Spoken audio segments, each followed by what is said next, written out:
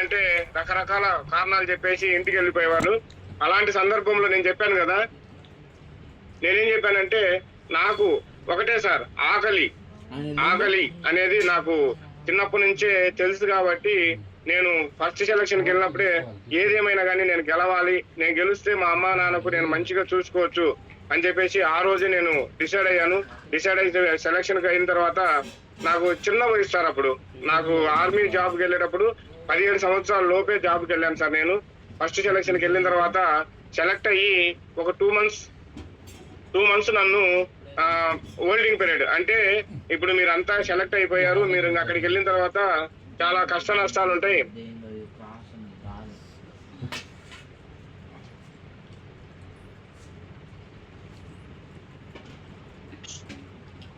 Sir mic on చేసుకోండి sir. ఎంత వస్తుంది?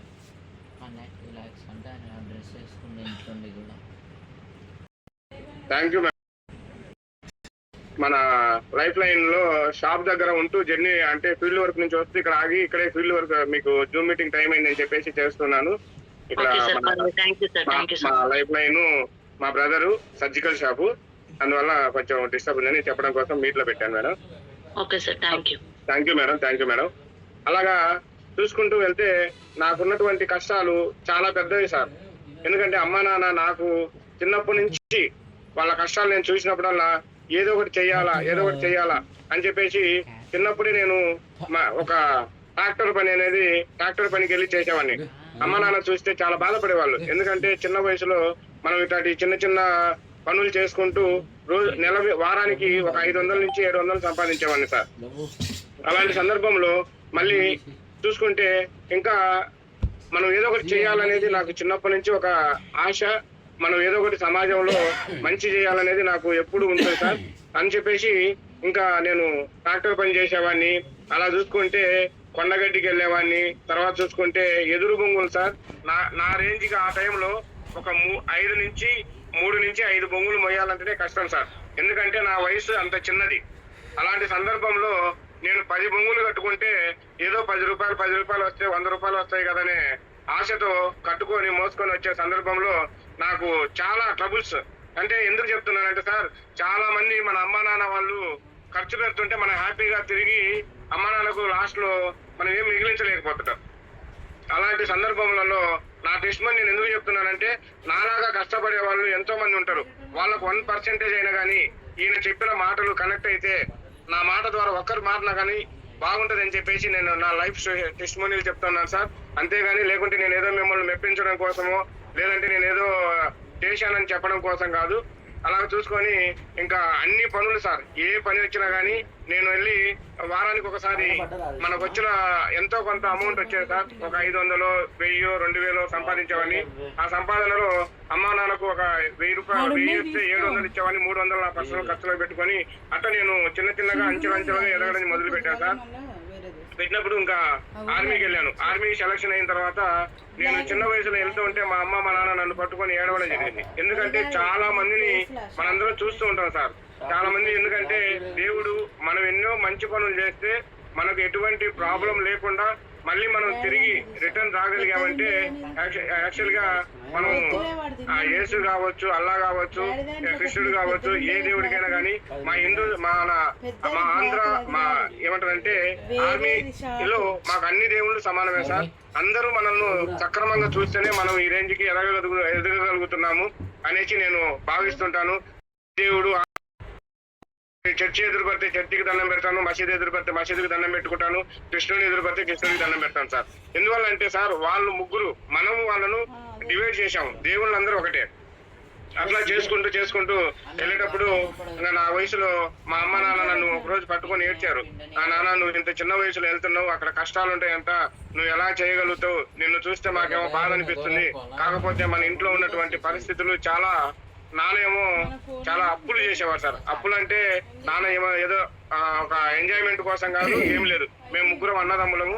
మా ముగ్గురికి ఊర్లో ఎంతో కొంత పొలం సంపాదించాలి. మా పిల్లలు నేనున్నా లేకున్నా నా పిల్లలకు నేను ఏదో ఒక పొలం అనేది ఏర్పరచాలి. ఎందుకంటే మా నాన్న ఒక ఫార్మర్ కాబట్టి ఆయన ఫార్మర్ వేలో ఆలోచించేవాడు. అట్లా పొలాలు కొనేవాడు సార్. పొలాలు కొనుక్కుంటూ ఏదో వస్తుంది అని చెప్పేసి ఇంకా కంటిన్యూ చేసేవాడు. ఆ పొలంలో కొంటూ ఉన్నాడు. బోర్లు వేయించడం లేకుంటే ఏదో చేపిస్తూ బాగా అప్పులలో కూరుకుపోయారు సార్. అప్పులలో కూరుకుపోయినప్పుడు ఇంకేం చేయాలి, వేరే ఆప్షన్ లేదు. ఎందుకంటే ఒకటి నేను జాబ్కి వెళ్తే చిన్నగా మళ్ళా అవకాశాన్ని మా నాన్నకు మంచి పేరు తేవచ్చు అని చెప్పేసి ఇంకా కష్టపడి జాబ్కి వెళ్ళిన తర్వాత నాకు స్టార్టింగ్ లో వచ్చిన ఇన్కమ్ వచ్చేసి 2,500 రూపాయలు సార్. ఆర్మీలో నేను జాయిన్ అయినప్పుడు నాకు వచ్చినటువంటి ఇన్కమ్ 2,500 రూపాయలు. ఆ 2,500 రూపాయలు నాకు నైట్ అక్కడ పెట్టే ఫుడ్ కరెక్ట్ ఉండేది కాదు సార్. ఎందుకంటే వయసు చిన్నది, తినాలని ఆకలి, అలాంటి సందర్భంలో ఆ 2,500 సరిపోయేవి కాదు. అయినా కానీ నేను అక్కడే అడ్జస్ట్ అయిపోయేవాడిని. ఎందువల్లంటే ఇప్పుడు అమ్మ నాకు ఇక్కడ సరిపోవట్లేదు, నాకు బాగలేదంటే వాళ్ళ నాన్న నువ్వు వచ్చేయి ఏదో ఒకటి చేసుకొని బతుకుదాం. ఎందుకంటే ఒక కొడుకుగా మనము వాళ్ళకు బాధలు చెప్పుకుంటే వాళ్ళు ఏం చేస్తారు సార్, మీరు వచ్చేయండి నాన్న ఏదో ఒకటి చేసుకుందామని వాళ్ళు బాధ పెట్టొద్దని చెప్పేసి ఆ వచ్చిన 2,500తో సరిపెట్టుకుంటూ అట్లా చిన్నగా నేను ఇంకా సర్వీస్ చేయడం మొదలు పెట్టాను. 2 సంవత్సరాలు అయితే సార్ నైట్ అనేది ఉండదు సార్. ఎందుకంటే నేను చేసింది మద్రాస్ ఇంజనీర్ రెజిమెంట్. అక్కడ వచ్చేసి టోటల్ గా బాంబులతో సంబంధించింది, బాంబులు బ్రిడ్జిలు. ఆ బాంబులలో ఏ చిన్న పిన్ గాని మనం మిస్టేక్ చేశామంటే ప్రాణాలతో తిరిగి రాం. అలాంటి కష్టాలలో గానీ నేను ఏదేమైనా గానీ నేను మా అమ్మ నాన్న పూర్తిగా ఉండాలి, మా అమ్మ నాన్నని మంచిగా చూసుకోవాలి అని చెప్పేసి అన్ని నాకు ఎన్ని బాధలు వచ్చినా గానీ ఇంటికి ఫోన్ చేసినా లెటర్ రాసినా ఒకటే చెప్పేవాడిని, అమ్మ నాకు చాలా బాగుంది, నాన్న నాకు బాగుంది, ఇక్కడ ఏం లేదు, కష్టం ఏం లేదు, ఎందుకంటే నేను ఇంటి దగ్గర పొలం పని చేసేవాడిని కాబట్టి నాకేం లేదు అని చెప్పుకుంటూ వాళ్ళను అలాగే స్టెప్ బై స్టెప్ నా మీద వీడియో పోయింది. థ్యాంక్ యూ అండి, ఇప్పుడు చేసినందుకు ధన్యవాదాలు. వచ్చిందండి madam, clear madam, voice clear madam? Clear అబ్బా, క్లియర్ సార్, కంటిన్యూ సార్. ఇక్కడ ఎవరో డిస్టర్బ్ చేస్తా ఉన్నారు మేడం.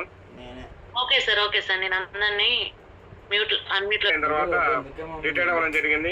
రిటైర్డ్ అయిన తర్వాత ఇంకా వచ్చిన తర్వాత మళ్ళీ ఏం చేయాలంటే వచ్చిన అమౌంట్ ను నేను కొంచెం జాగ్రత్తగా భద్రపరుచుకున్నాను సార్. ఎందుకంటే ఫస్ట్ నుంచి కొంచెం ఫైనాన్షియల్ గా ప్రాబ్లం నుంచి వచ్చామండి కాబట్టి ఆ డబ్బులు ఏదో విధంగా సేవ్ చేసుకోవాలి అని చెప్పేసి అలా మెయింటైన్ చేసుకుంటూ ఇంకా 2020లో నేను 2019లో రిటైర్డ్ అయ్యాను. రిటైర్డ్ అయిన తర్వాత 2020లో మళ్ళీ మాకు తిరుమల తిరుపతి దేవస్థానంలో ఎలక్షన్ పెట్టారు. ఎలక్షన్ పెట్టినప్పుడు నేను మళ్ళీ అక్కడ వెళ్ళి ఎలక్షన్ కి అటెండ్ అయ్యాను. అటెండ్ అయిన తర్వాత తిరుమలలో మళ్ళీ నాకు జాబ్ వచ్చింది. జాబ్ చేస్తున్న సమయంలో ఇంకా 2 సంవత్సరాలు సార్ కరోనా టైం మొత్తం తిరుమలలో జాబ్ చేశాను.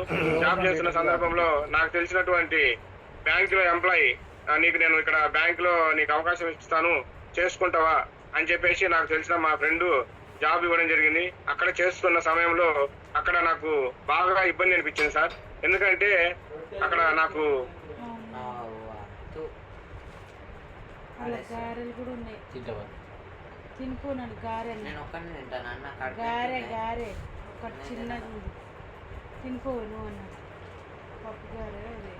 మనం ఎలాగో ఈరోజు నేను ఫ్రీగా ఉన్నాను వెళ్దామని చెప్పేసి వెళ్ళి వెనకాల ఈరోజు ఏదో వీడికి జాబ్ వచ్చిందని చెప్పేసి ఏదో ఇరగలుగుతున్నాడు అలాంటి ఎప్పుడు మన ఊర్లో కానీ రాకూడదు అని చెప్పేసి నేను ఎప్పుడు కానీ ఎంతలో ఉండాలో అంతలో ఉండేవాడిని సార్. మా ఊరు వెళ్ళా కానీ అలాగే నన్ను మా ఊర్లో వాళ్ళు కానీ అందరూ బాగా గౌరవించేవాళ్ళు. ఎందుకంటే ఆ వ్యక్తి మంచివాడు, ఎవరితో ఏం డిస్టర్బ్ చేసేవాడు కాదు. అలా చెప్పుకుంటూ వెళ్తే నేను ఇంకా 17 సంవత్సరాలు కంప్లీట్ అయిన తర్వాత రిటైర్డ్ అయ్యాను సార్. నాకు 2 ఆడపిల్లలు ఉన్నారు. వాళ్ళను మనం దగ్గర ఉండి చదివించుకోవాలి. ఎందుకంటే ఇప్పుడున్న జనరేషన్ ప్రకారము మనం ఎక్కడో జాబ్ చేసుకుంటూ ఉంటే పిల్లలను దగ్గర ఉండి చూసుకోవాలని చెప్పేసి వచ్చిన తర్వాత ఇంకా ఇలా 2-3 జాబులలో కానీ నేను చేశాను సార్. చేసిన సందర్భంలో నాకు ఎక్కడే కానీ నెల జీతం అయితే వస్తుంది కానీ సార్ నెల ఆఖరి అయ్యేసరికి జీతం మిగలటల్లా. ఎందుకంటే ఆ వచ్చిన జీతము అక్కడికక్కడే సరిపోతుంది సార్. ఏ రోజు కానీ మనం ఏదో బ్యాంక్ బ్యాలెన్స్ పెట్టుకుందాము లేదంటే మనం ఏదైనా చేద్దామంటే నాకు వచ్చే జీతంలో నాకు పెన్షన్ వస్తుంది సార్ పర్ మంత్ ఒక 40,000. దాంతో పాటు ఇంకా ఇక్కడ ఏ జాబ్ చేసినా ఒక 40 నుంచి 50,000 నేను సంపాదించడానికి జాబ్ చేసేవాడిని. ఎక్కడ నాకేమి మిగులుదల అనిపించలేదు.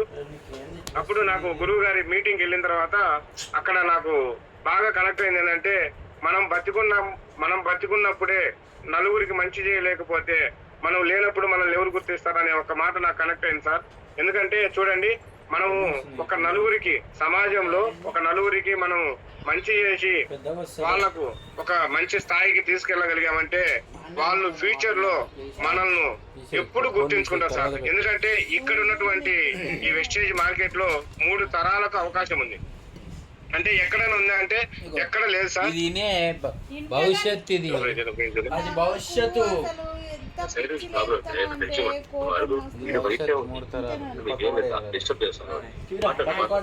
అరే ఫ్రిడ్జ్ గ్యాస్ పోతుంది, మేడం క్లియరా మేడం? ఫోన్ పగిలిపోతుంది కానీ వాళ్ళకి కొట్టినా పర్వాలేదు. అలాగా ఇంకా చేసుకుంటూ వెళ్ళాను సార్. అప్పుడు ఈ వెస్టేజ్ లో నాకు మా మిస్సెస్ కు హెల్త్ ప్రాబ్లం అంటే కడుపులో కొంచెం గడ్డ లాంటివి రావడం జరిగింది. నేను 3-4 హాస్పిటల్లు తిరిగి చూశాను. ఎక్కడ చూసినా కానీ డబ్బులు అయితే ఖర్చు అవుతున్నాయి కానీ ట్రీట్మెంట్ అయితే మెరుగవ్వట్లేదు. అలాంటి సందర్భంలో మన పిఎస్ఆర్ గురువు గారి మాటలు నేను ఫోన్ చేసి, గురువు ఈ వెస్టేజ్ లో మీరు ఇంతమందికి ప్రొడక్ట్ గురించి చెప్తున్నారు కదా, నాకు గనక మా మిస్సెస్ గిన తగ్గితే నాకున్నటువంటి జాబులు మొత్తం వదిలిపెట్టేసి నేను ఈ బిజినెస్ చేస్తానని చెప్పేసి గురువు గారితో నేను మాట ఇచ్చి ఇంకా మొదలు పెట్టాను. అలాగనే ఒక 3 months వాడుకున్న తర్వాత మా మిస్సెస్ ఫస్ట్ మంత్ లోనే నాకు మంచి ఫీడ్బ్యాక్ ఇచ్చింది సార్. అంతకు ముందు చాలా బాగా ఇబ్బందిగా ఉండేది. ఈ ప్రోడక్ట్ వాడుకున్న తర్వాత నాకు చాలా బాగుంది. ఫీడ్బ్యాక్ ఇచ్చిన తర్వాత 2-3 నెలలు వాడుకున్నాను సార్. వాడుకున్న తర్వాత టోటల్ గా అయితే ఆ ప్రాబ్లం అనేది తగ్గిపోయింది. బయట అయితే ఆపరేషన్ చేయాలి, తర్వాత బెడ్ రెస్ట్ ఉండాలి అని ఎన్నో చెప్పిన డాక్టర్ల దగ్గరికి ఒక 4 months వాడుకొని నేను అదే డాక్టర్ దగ్గరికి మళ్ళీ వెళ్ళాను సార్. ఎన్నో సందర్భంలో వాళ్ళు కాదు కుర్చీలనే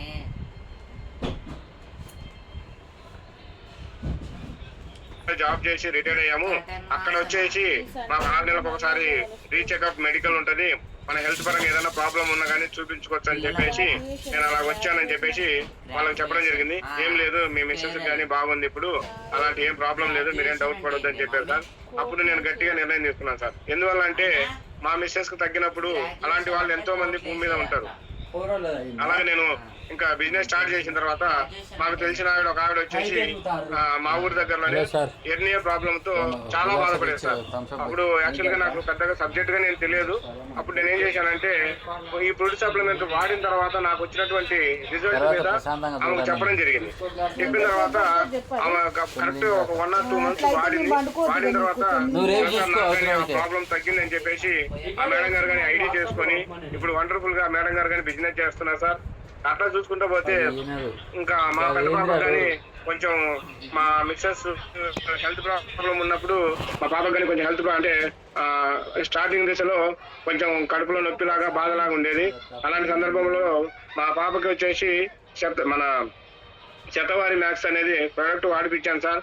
మా పాప కానీ ఒక 2 months వాడుకున్న తర్వాత మా పాప మంచి ఫీడ్బ్యాక్ ఇచ్చింది. డాడీ ఇది బాగుంది, అంతకు ముందు నేను మీకు చెప్పట్లేదు కానీ నా కడుపులో అయితే బాగా బాధ ఉండేది, మంట వచ్చేది, అలాగా అనేది కొన్ని ఫీడ్బ్యాక్ ఇవ్వడం జరిగింది సార్. అట్లా చూసుకుంటా పోతే నాకు కానీ ఒకసారి అనుకోకుండా దమ్ము అంటే ఊపిరి ఆడకుండా దగ్గు వచ్చేది సార్. ఎక్కడో నేను వెళ్ళిన సందర్భంలో వాటర్ చేంజ్ వల్ల నేను ఎన్ని హాస్పిటల్ కంటే 1-2 హాస్పిటల్ చూపించినాను.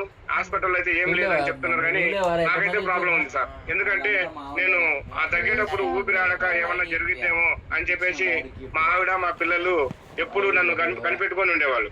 అలాంటి సందర్భంలో రెస్కో కేర్ అనేది ఒకటి, టాక్స్ క్లీన్ ఒకటి, ఈ 2 వాడుకోవడం వల్ల నాకు 1 or 2 days లోనే ఆ ప్రాబ్లం తగ్గిపోయింది సార్. అలాగే చూసుకుంటే ఇంకా నాకు చాలా మందికి నేను ప్రోడక్ట్ ఇవ్వడం జరిగింది. ప్రోడక్ట్ నుంచి మంచి ఫీడ్బ్యాక్ వచ్చింది సార్. దాంతో పాటు మాకు పొలాలు ఉన్నాయని చెప్పే కదా, ఆ పొలాలలో మా తమ్ముడు వ్యవసాయం చేస్తుంటాడు. మా తమ్ముడికే ముందు నేను ఏమన్నా గానీ ముందు మన పొలాలకి వాడి చూడాలని చెప్పేసి మా ఇంట్లో మా పొలంలో వరికి, పత్తికి, మిర్చికి వాడాను సార్. అదొక ఎకరా వాడడం వల్ల అక్కడ కానీ మంచి రిజల్ట్ వచ్చింది. మాకు గింజలు కానీ బాగా గట్టిగా రావడము, దిగుబడి బాగా రావడము, పెట్టుబడి తక్కువైంది, దిగుబడి ఎక్కువైంది సార్. అలా చూసుకుంటూ పోతే అగ్రికల్చర్ గా బాగుంది. ఇంకా ఏముంది దీంట్లో, మనం బిజినెస్ చేయొచ్చు అంటే దీంట్లో మనం వాడుకున్న ప్రోడక్ట్ నే వేరే వాళ్ళకు షేర్ చేయొచ్చు. మనం వాడుకున్నాం సార్, మనం మన పొలానికి వాడుకున్నాము, మన ఇంట్లో హెల్త్ ప్రాబ్లం కండిషన్ బాగుంది. ఇప్పుడు నేను ఎలాగో క్యాంటీన్ వెళ్ళి సబ్బు, పేస్ట్, సర్ఫ్, షాంపూలు తెచ్చుకోవాలి. అక్కడ తెచ్చుకుంటే నాకేమవుతుంది సార్, పైసలు వస్తాయి అంటే తక్కువ డిస్కౌంట్ ఉంటది. అంటే మీ పైన నాకు కొంచెం డిస్కౌంట్ అదనంగా ఉంటది క్యాంటీన్ లో తెచ్చుకుంటే. ఇక్కడ తెచ్చుకోవడం ద్వారా మనకేమవుతుంది చూడండి సార్, మనకు పీవీలు వస్తున్నాయి. ఈజీగా వస్తాయి 1,00,000 పీవీతో పాటు మనకు ఆ పీవీని బీవీగా కన్వర్ట్ చేసి మనం చేసిన బిజినెస్ కు మనకు కంపెనీ 3 తరాలకు ఇన్కమ్ ఇస్తుంది సార్.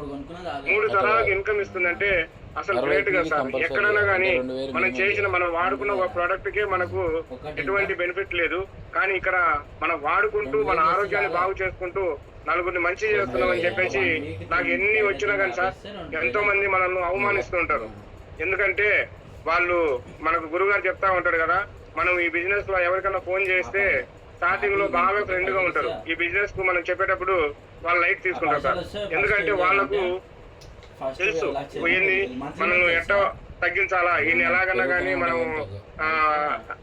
తగ్గిస్తే ఈయన ఎక్కడో ఒక చోట మళ్ళీ చిన్న చిన్న జాబులు చేసుకుంటూ ఉండొచ్చు అని చెప్పేసి మన బెస్ట్ ఫ్రెండ్స్ గా ఉన్న వాళ్ళు కానీ, మన రిలేషన్ కానీ, మన ఇంట్లో వాళ్ళు కానీ మనకు ఇట్లా కొంతమందికి రకరకాల విధాలుగా ఈ ప్రాబ్లమ్స్ వస్తుంటాయి సార్. మీరు ఒకటి డిసైడ్ అవ్వండి, మిమ్మల్ని ఎవరైతే జాయిన్ చేశారో వాళ్ళని చూడండి, తర్వాత మీరు వాడుకున్నటువంటి ప్రోడక్ట్ ని చూడండి. ఆ ప్రోడక్ట్ ని చూసి మీకు బాగుంది అని చెప్పేసి మీరు నిర్ణయం తీసుకోండి సార్. మీరు నిర్ణయం తీసుకోవడం వల్ల మీ 3 తరాలు సార్. ఇప్పుడు నేను జాబ్ చేసి రిటైర్ అయ్యాను సార్. నాకు ఇప్పుడు నెలకు ఒక 40,000 పెన్షన్ వస్తుంది.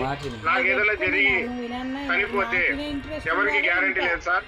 నాకు ఏదైనా జరిగి చనిపోతే మా భార్యకి 20,000 కానీ రావు సార్. అందుకే మా సైదులు సార్ మా భార్యకి 20,000. అదే విధంగా మా పిల్లలను చూసుకుంటే ఎక్కడ కానీ 1% కానీ ఇక్కడ ఏం బెనిఫిట్ ఉండదు సార్. కానీ ఈ వెస్టేజ్ లో నాకు నచ్చిన పాయింట్ ఏంటంటే 3 తరాలు. ఇప్పుడు నేను బిజినెస్ చేస్తా ఉన్నాను సార్, మార్కెటింగ్ చేస్తా ఉన్నాను, నాకు తెలిసిన వాళ్ళు చెప్పుకుంటూ వెళ్తా ఉన్నాను. పేస్ట్ అన్నట్టు వాళ్ళు చెప్పుకుంటూ వెళ్ళడం ద్వారా అరే శివాజీ కొడుకు సంభాజీ మహారాజ్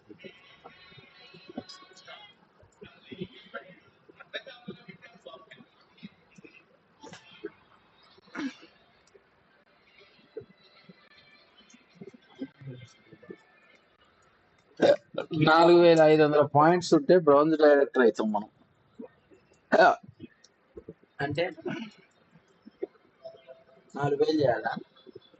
అందరూ వాళ్ళకు కూడా వస్తాయి పైసలు? ప్రతి ఒక్కరికి వస్తుంది. అయితే 30 మందిని జాయిన్ చేద్దాం. నెక్స్ట్ అంటే 300 మంది. 300 మందికి విజిట్ పెడితే 300 మందిలో 100 మంది అయినా రిప్లై ఇస్తారు.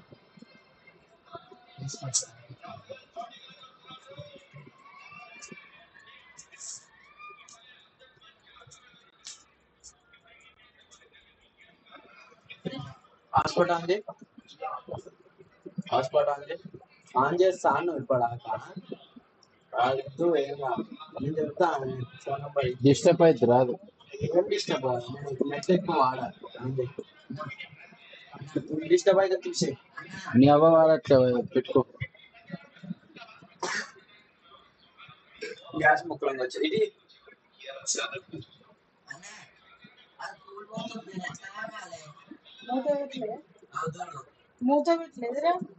వాడు అన్నదానికి నువ్వు అంటున్నదానికి ఏమన్నా సంబంధం?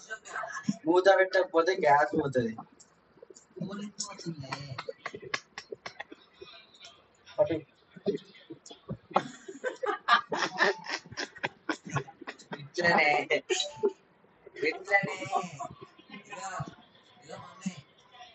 అదేంది అది పని వచ్చింది. యానిమల్స్ సినిమా చావానా? చావా కాదు, ముసాఫా. ముసఫా పెట్టినావా? చూసి బ్యాలెన్కి కొడుకుది అన్ని కొడుకుల సినిమా. ద లయన్ కింగ్ చూసిన నేను. ఇదేంటి ఇట్లా పెట్టింది? ఎవరు మెసేజ్ లో వచ్చే ఇట్లా వచ్చింది. ఎవరు పెట్టిరు? పెట్టుకున్నా, నువ్వే పెట్టుకున్నావు నీ ఫోను.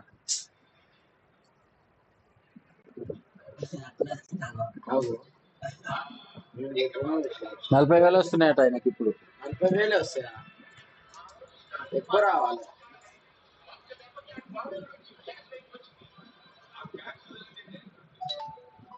ఒక లక్ష వస్తే గ్రూప్లో మెసేజ్ పెట్టుకో.